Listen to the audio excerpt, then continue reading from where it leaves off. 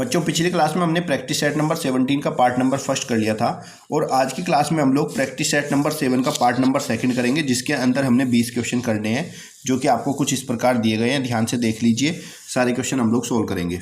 सो बच्चों को वीडियो को पूरा देखें जिससे कि आपको सारे क्वेश्चन आसानी से आ जाएं और यही पार्ट आपका इंपॉर्टेंट होता है जो आपको पेपर में सफलता दिलवाएगा।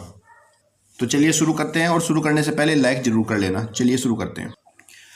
एक व्यक्ति 1 घंटे में 15 रुपये कमाता है। यदि वह प्रतिदिन 8 घंटे कार्य करता है तो 5 दिनों में कितनी कमाई करेगा, यह हमें बताना। तो देखो, ये व्यक्ति 1 घंटे में कमा लेता है 15 रुपये और ये व्यक्ति 8 घंटे प्रतिदिन, एक दिन में 8 घंटे काम करता है। 5 दिनों में बताना कितने दिन कमाई करेगा। तो 5 दिन में कितने घंटे कार्य करेगा ये निकाल लेते हैं। एक दिन में करता है 8 घंटे कार्य, तो 5 दिन में करेगा 5 गुना 8, 8 पंजे 40 घंटे कार्य करेगा और 1 घंटे का इसको 15 रुपये मिलते हैं। तब 40 घंटे के कितने मिलेंगे, तो 40 घंटे में जो इसकी टोटल कमाई होगी वो 40 को 15 से गुणा कर देंगे। 15 चौके 60 और 1 जीरो और, तो ये आदमी 5 दिन में जो है 600 रुपये कमाई करेगा अगर वो 8 घंटा प्रतिदिन कार्य करता है। ठीक है बच्चों, चलिए अगला सवाल करते हैं। एक सीलिंग फैन 750 रुपये में खरीदकर 18% लाभ से बेचा जाता है, तो विक्रय मूल्य ज्ञात कीजिए। विक्रय मूल्य क्या होगा। पंखे का बच्चों आपको क्रय मूल्य दिया गया है, सीपी कॉस्ट प्राइस आपको 750 रुपये दिया गया है और यहाँ पर 18% लाभ है। प्रॉफिट परसेंटेज आपको 18% दिया हुआ है। पूछ रहा है इसका विक्रय मूल्य, सेलिंग प्राइस पूछा। तो बच्चों ध्यान रखना, जब आपको विक्रय मूल्य पूछा जाए तो सेलिंग प्राइस बराबर होता है क्रय मूल्य गुणा में 100 प्लस लाभ प्रतिशत। फॉर्मूला याद कर लेना बच्चों और भाग इसको 100 से करते हैं। चलिए हल करते हैं।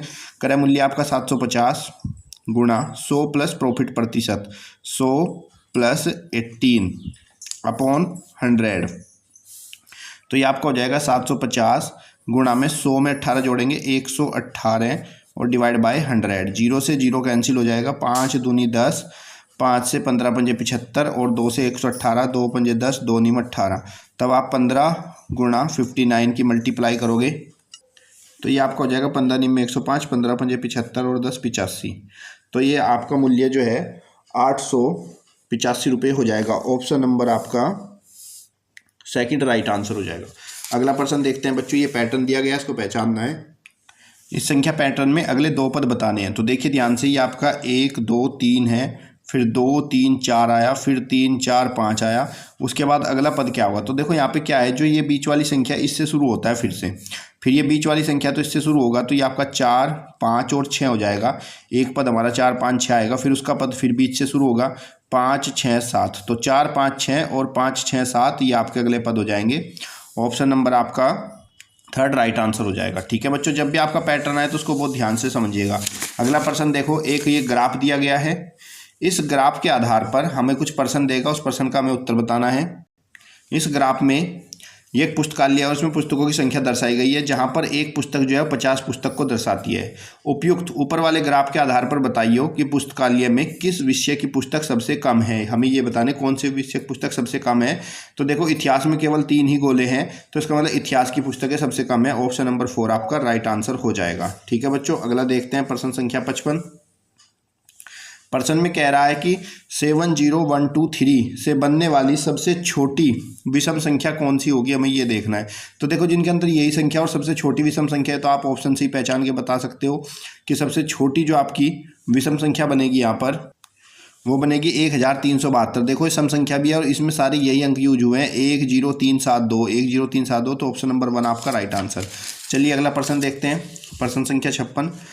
3 गिरजाघरों की घंटियां क्रमशः 10 12 15 सेकंड के अंतराल पर बजती हैं। यदि वे एक साथ 8:30 बजे बजी थी तो अगली बार एक साथ कब बजेंगी, हमें ये बताना है।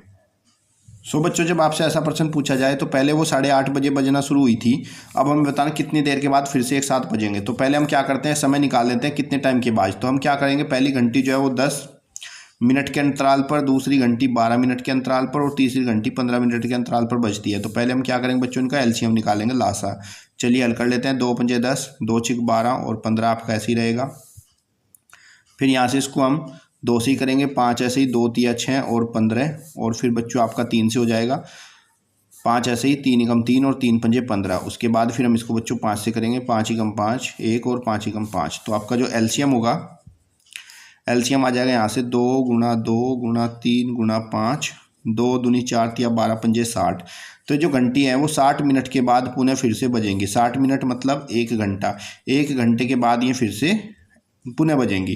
तो ये घंटी 8:30 बजे शुरू हुई थी, तो 8:30 बजे ये घंटी शुरू हुई थी, तो 8:30 में 1 घंटे के बाद पुनः फिर से बजेंगी, मीन्स 9:30 बजे। ऑप्शन नंबर आपका 2 राइट आंसर होगा।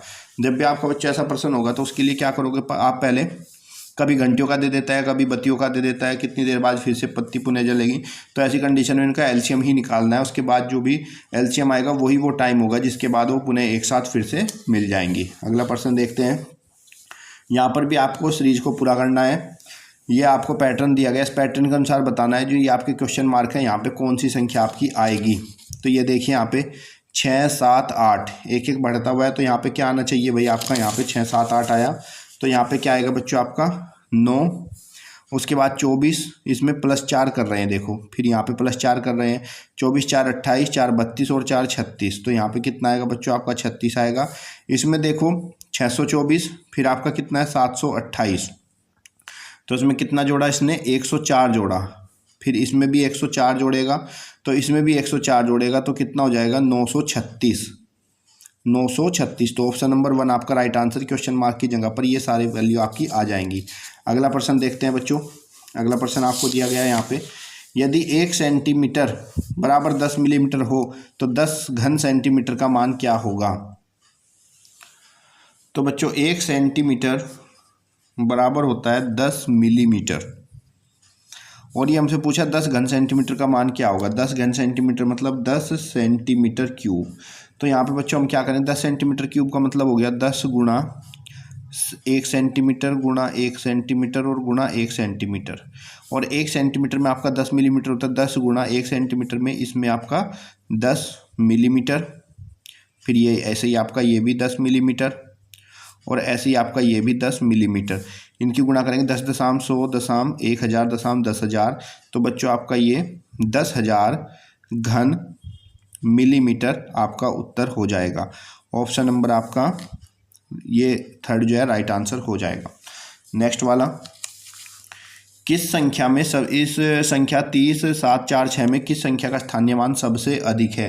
तो जब बच्चों हमें बताना होता है किस संख्या का स्थानीय मान सबसे अधिक होता है, तो देखो इकाई, दहाई, सैकड़ा, हजार, 10,000 या फिर वंस, टेंस, 100, 1000, 10,000। जो सबसे संख्या आपकी लेफ्ट साइड में होती है उसी का मान सबसे अधिक होता है। तो ऑप्शन नंबर 3 आपका राइट आंसर हो जाएगा। 30 के गुणनखंड क्या होंगे हमें ये बतानी है बच्चों। 30 के गुणनखंड, 30 के गुणनखंड का मतलब है हमें वो सारी संख्याएं बतानी है जिनके पाड़े में 30 आ जाती है, और वो भी सारे के सारे। तो देख लीजिए 30 आपका 1 के पाड़े में आएगा, 1 तिया 30, 2 से 30 कट जाता है, 3 दशम 30 होता है, 5 छंग 30 होता है, 6 पंजे 30 होता है, 10 तिया 30 और 15 दूनी 30 और 30 ही कम 30।